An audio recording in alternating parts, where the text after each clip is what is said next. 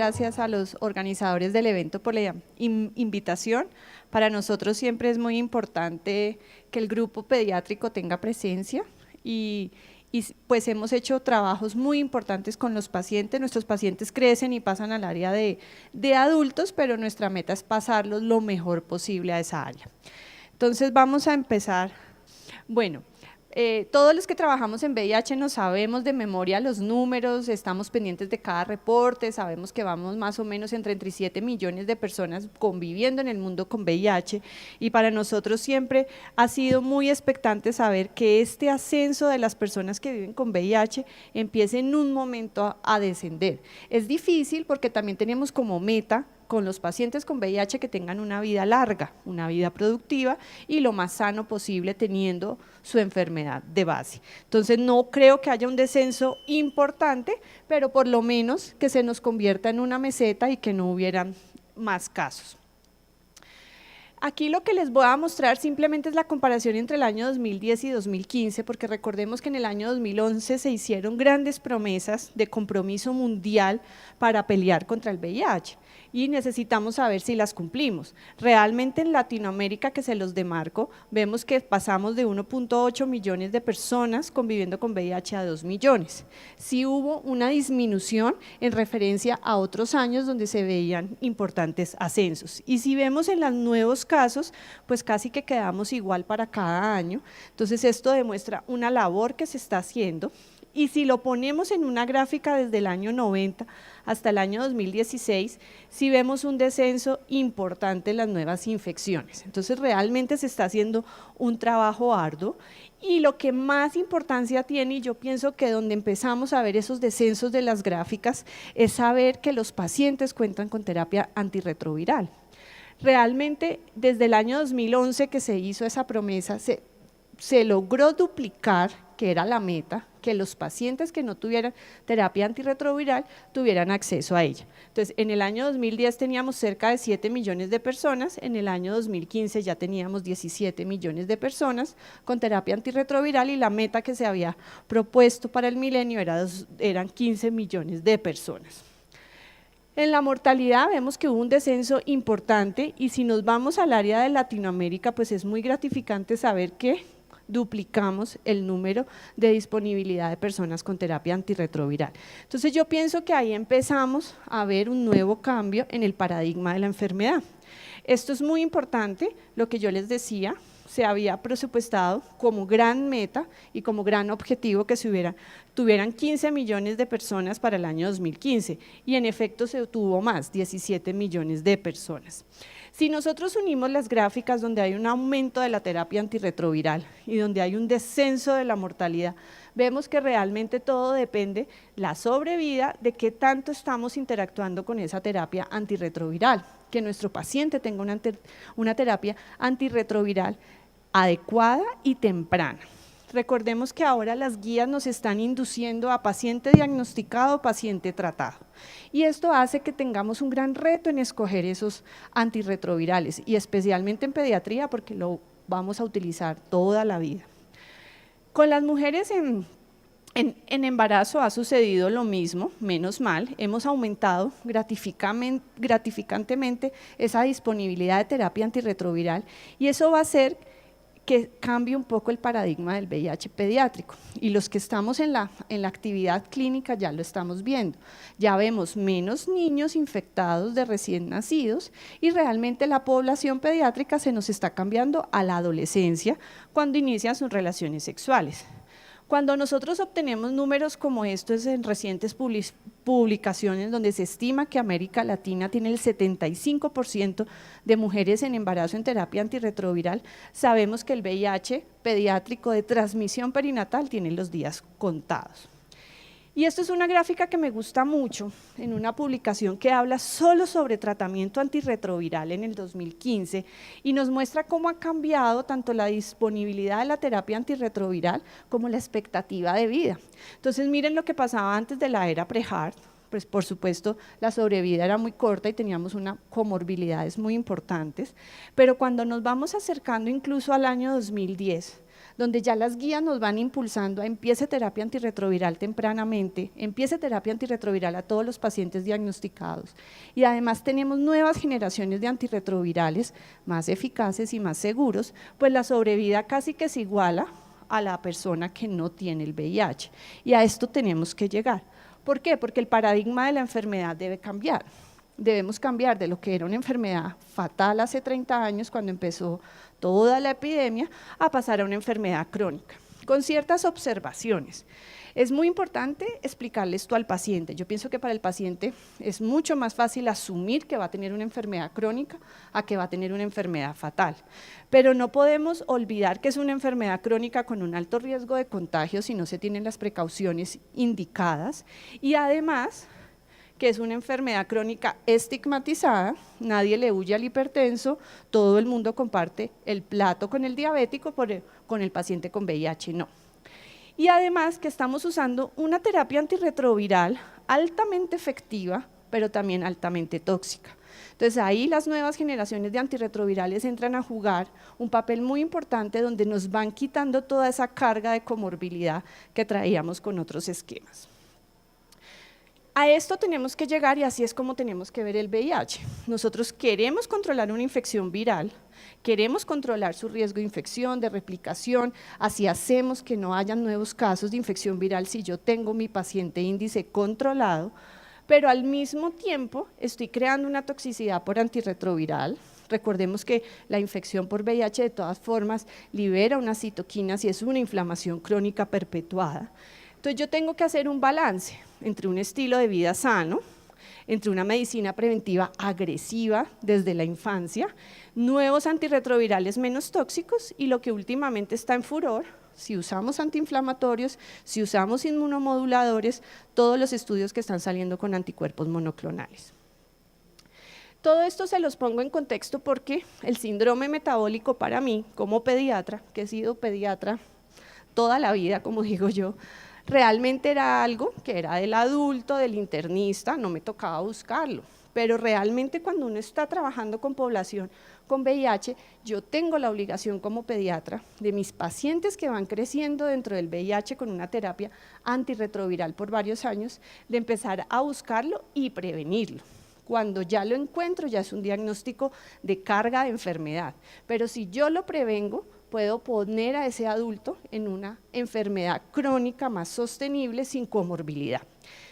Ya en pediatría hay muchos artículos que hablan sobre esto, ya tenemos cómo diagnosticarlo con los criterios. Se hace una circunferencia de cintura que tenga más de percentil 90, ustedes saben que los pediatras somos fascinados por los percentiles y los números y las tallas, pero nos toca porque manejamos una variabilidad de superficie corporal. Glicemia en ayunas más de 110, triglicéridos más de 110, colesterol HDL bajo en menor de 40 y una presión arterial por encima de 90. Si nosotros tenemos 3 de estos criterios, nosotros ya estamos ante un síndrome metabólico en un niño y esto cambia la expectativa de vida. ¿Por qué traigo esto? Porque realmente en pediatría nos hemos enfrentado a eso. Hace 12 años trabajo yo en VIH y hace 12 años usábamos unos antirretrovirales que estamos viendo las consecuencias ahora. Entonces uno ahora quiere empezar antirretroviral a todo paciente diagnosticado, ya no esperamos a que tenga más de 100.000 copias, menos de 200 CD4 o que tenga síntomas. Pero ¿qué antirretroviral debo escoger yo para un niño que me asegure una calidad de vida en 30, 40 o 50 años? La decisión es muy difícil. Y si me preguntan, yo quiero todo esto de un antirretroviral, que sea muy amable con el perfil lipídico, lo va a usar muchos años, que sea menos tóxico, que sepa bien, que venga en pastillas masticables o en jarabe, que venga en dosis simplificadas y que no tenga un metabolismo donde yo además tengo que metabolizar los anti-TBC, el antifúngico y el trimetropin-sulfa.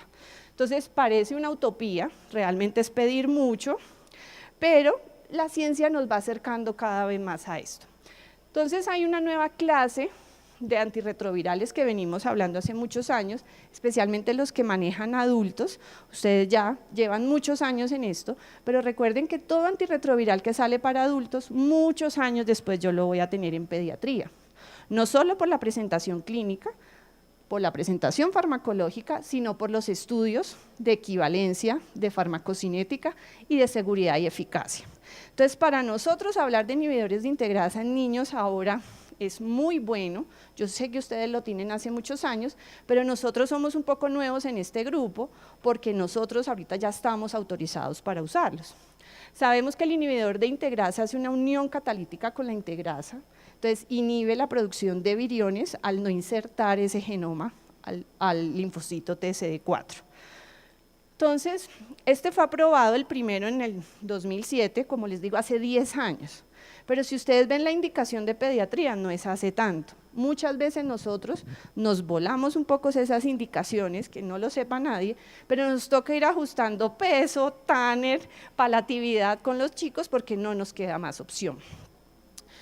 Nosotros siempre que empezamos a usar un antirretroviral tenemos que estudiar lo que estudian los adultos, los estudios de adultos, porque es lo único que tenemos de soporte inicial para conocer el medicamento. Entonces, si uno empieza con el raltegravir, hay estudios en pacientes naïf, un estudio muy importante con una cohorte muy grande y pacientes naïf muy infectados.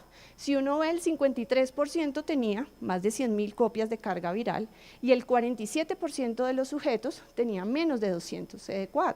Entonces, realmente eran personas que necesitaban tratamiento antirretroviral efectivo.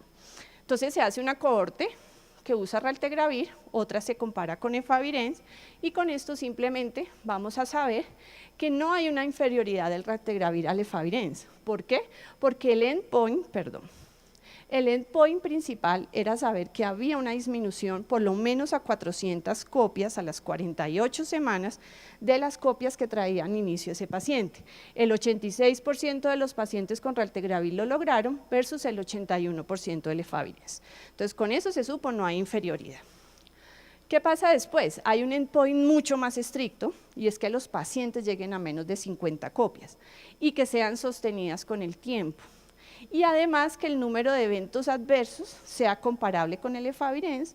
Ustedes saben que el efavirenz por mucho tiempo los que lo hemos usado tienen efectos colaterales importantes, además ha sido muy estigmatizado, nos dio mucho la mano en su momento, realmente yo tuve una cohorte muy grande de niños con efavirenz, pero pues hay medicamentos que presentan menos eventos. Entonces, si uno compara los eventos clínicos del raltegravir, fueron 44% versus el 67% de eventos adversos con el efavirenz.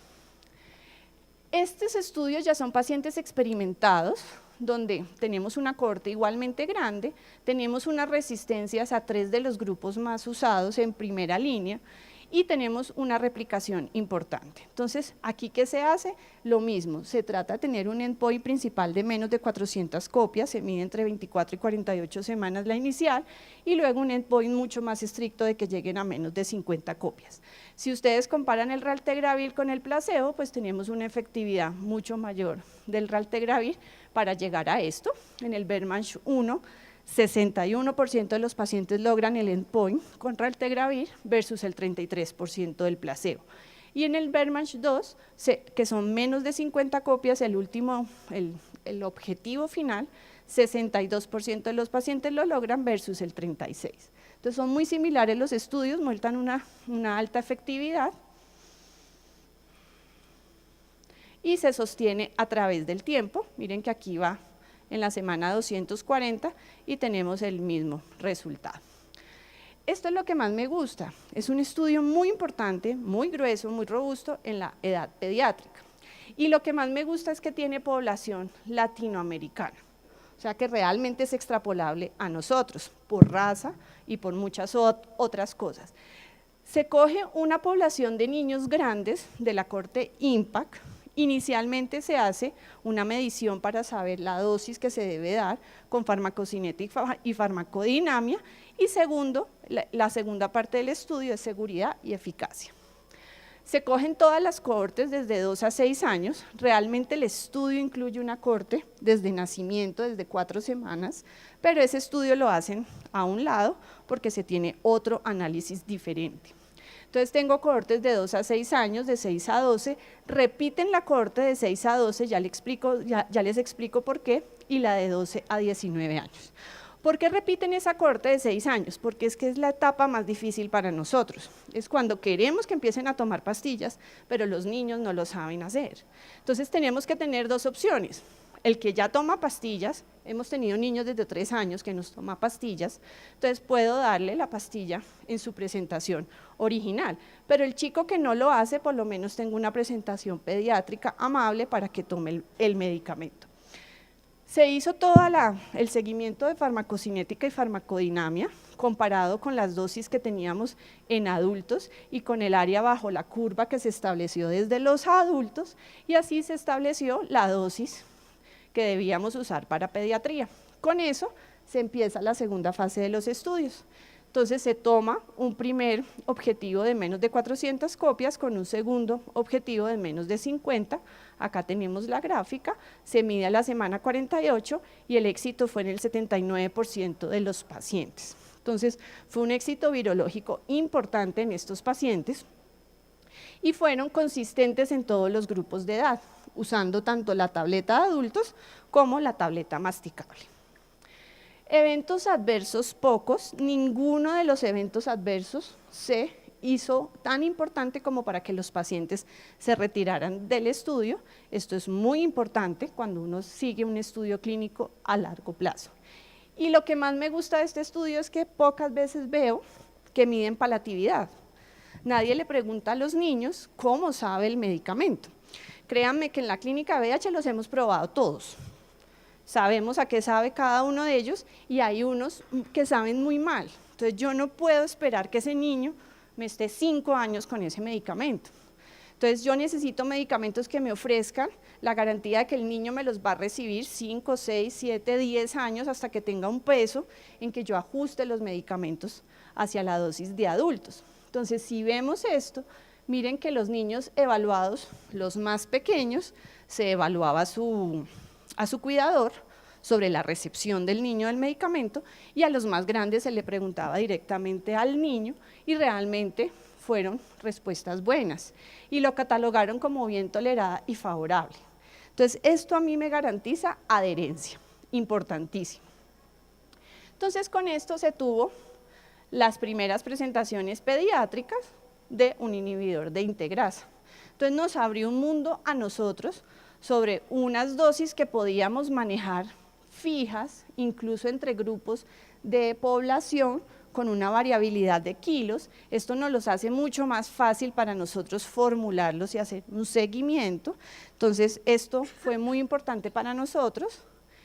Salió en todas las guías, estas guías no son las últimas, son viejas, son desde el 2015 para mostrar que las guías estaban avalando ya y considerando a los inhibidores de integrasa, al raltegravir dentro de los esquemas. Esto, aquí les quiero mostrar un update que hay muy reciente de la guía. Las guías nos venían hablando que los podíamos usar desde 4 semanas el raltegravir y ya les voy a mostrar la presentación para niños pequeños. Pero ¿qué pasa? Que ahorita nos están diciendo que el raltegravir ya está como régimen privilegiado para usar desde el recién nacido, desde un niño que tenga por lo menos 37 semanas de gestación y que nazca. Entonces esto también nos abre otro campo.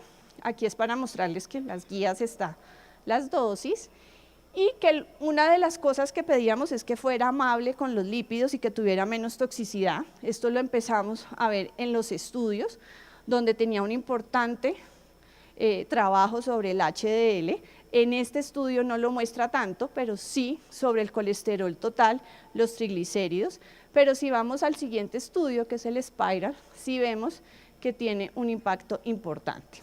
Entonces esto abre un nuevo camino. Teníamos un medicamento que no hacía tantas interacciones porque no se metaboliza por el citocromo P450. Recuerden que en niños nosotros damos el primer año trimetoprim profiláctico, el que esté muy inmunosuprimido recibe fluconazol, recibe acitromicina y el que tenga tuberculosis pues un tratamiento con 4 medicamentos más. Entonces realmente las interacciones se nos vuelven difíciles de medir y esto es simplemente la experiencia que nosotros tuvimos. Cuando empezamos a ver todo esto, nosotros teníamos niños con fallas, con intolerancias, con incluso alteraciones metabólicas importantes. Aquí tenemos los motivos de cambio. Y empezamos a poner raltegravir en ellos. Y aquí les traigo las cargas virales con que empiezan, cargas virales muy altas en algunos, como pueden ver, y cómo con el tiempo rápidamente se me fueron volviendo indetectables pacientes con altas resistencias. Entonces, para nosotros fue favorable. Si nos devolvemos a las edades, la mayoría son adolescentes, lógico, pero miren que me tocó empezar en pacientes pequeños porque casi que no tenía muchas opciones. Los pacientes se les hizo un seguimiento sobre eventos adversos y realmente ninguno reportó, no hubo aumento de transaminasa, ninguno reportó rash y no hubo ningún otro reporte.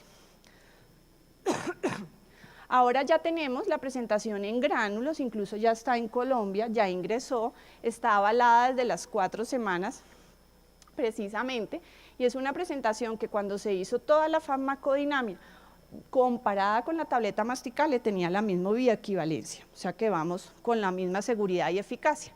Y tiene una forma de administrar muy fácil para la mamá, solo es cargar con el sobre, con la copa mezcladora y una jeringa. Ella lo mezcla en esa copa, desecha lo que no debe dar a su hijo y puede administrarlo fácilmente. Entonces ya se nos acabó el transporte de las mamás con los grandes frascos de medicamentos. Eso también es algo a considerar. Y aquí entonces quedamos ya con todas las dosis que se deben dar desde las 4 semanas de vida. Igualmente está incluido en la guía, pero como les digo, en este mes hubo un update donde dice que se puede dar a partir de recién nacidos que tengan 37 semanas de gestación y más de 2 kilos. Ya se hizo más cercano poder administrar este medicamento.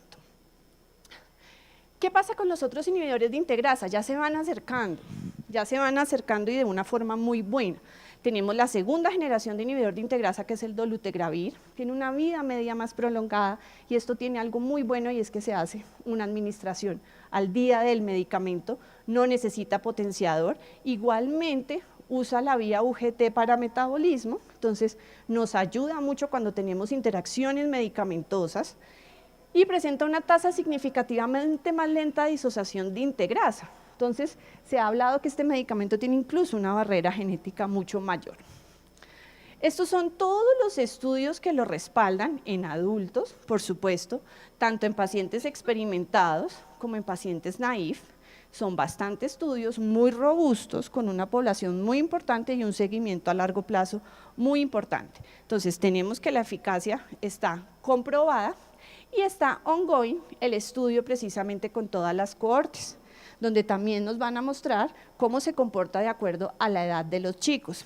Entonces tenemos tabletas y gránulos, estos gránulos posiblemente van a ser traspolados a tabletas masticables para los niños o tabletas que se puedan macerar, que esto también es muy importante para la mamá. Si el chico no lo mastica, por lo menos que el fabricante me asegure que yo al macerarla no pierdo biodisponibilidad del medicamento.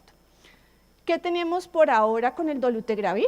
Tenemos unas cohortes importantes en adolescentes, esta es una de ellas, también hay una cohorte francesa que tiene una respuesta muy buena, esto fue publicado en el 2015, donde tenemos al dolutegravir entre niños de 12 a 18 años y el seguimiento a 48 semanas es muy bueno, muestra una seguridad muy comparable con los inhibidores de integrasa que esperamos de ellos y esto es lo que nos muestra a las 48 semanas, 74% de efectividad en menos de 400 copias, que el paciente alcance ese endpoint, y el seguimiento a 48 semanas de que tengan esos pacientes menos de 50 copias, 61 pacientes.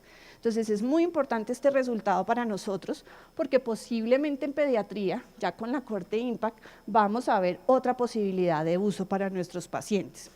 Entonces ya sabemos que van a salir en tabletas dispersables de 5 miligramos, entonces realmente los laboratorios están teniendo en cuenta los pacientes pediátricos y la facilidad de dar medicación en ellos.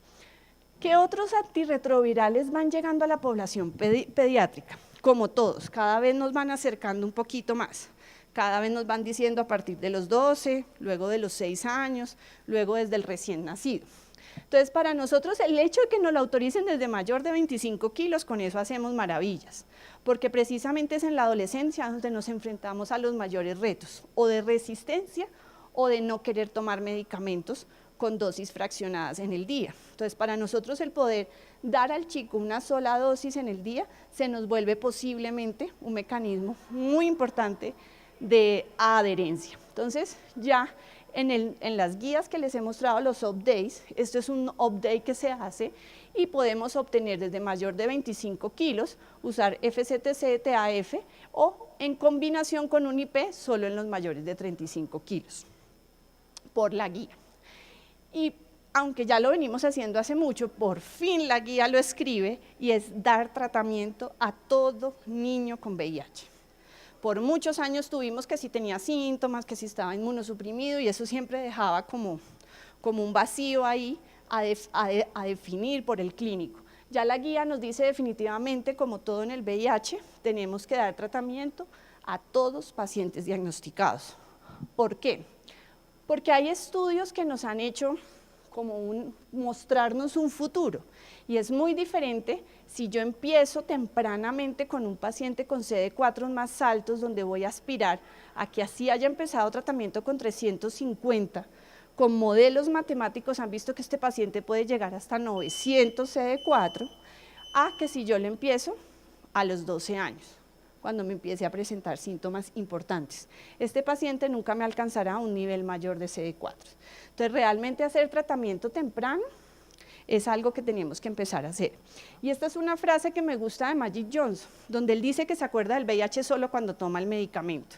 Y a eso tenemos que llegar con nuestros pacientes. Y si puede ser una vez al día, mejor todavía. O sea, que la enfermedad conviva con nosotros, pero que no nos haga difícil la vida, sino facilitárselas a ellos. Muchas gracias.